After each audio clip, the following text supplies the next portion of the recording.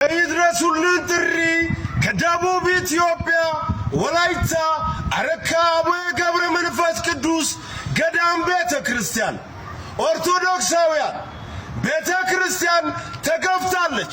ቤተ ክርስቲያን በደል ደርሶባታል። ካላት መሬት ላይ 5 ሄክታር መሬት ተቆርጦ ይዞታውን እንዲጠብቁ ከተቀመጡ ሰዎች ነበሩ። ለእነዚህ ሰዎች ተቆርጦ እንዲሰጣቸው ተብሏል። ይሄንን ደግሞ ፍርድ ቤቱ ነው የወሰነው። ቤተ ክርስቲያን ከራሷ ይዞታ ላይ 5 ሄክታር ቆርጣ ትስጥ ብሎ ይሄንን ፍርድ ቤቱ ወስኗል። እናም ያረካ ኦርቶዶክሳውያን ድረሱልን እያሉ ነው። ለዚች ቤተ ክርስቲያን ድምፁን ሁላት እባካችሁን እያሉ ነው። 5 ሄክታር ኦርቶዶክሳውያን አስቡ እንግዲህ ከቤተ ክርስቲያኗ ይዞታ ላይ።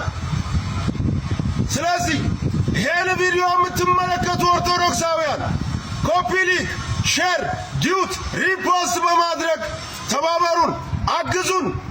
ሌሎች ቲክቶከሮች፣ ዩቲዩበሮች ለዚች ቤተ ክርስቲያን ድምፁን ሁላት። አዎ ቤተ ክርስቲያን እየተገፋች ነው በደቡብ ኢትዮጵያ ወላይታ አረካ ላይ። ስለዚህ ሁላችሁም ድምፁን ሁላት እያልን እንማጸናለን። እናመሰግናለን።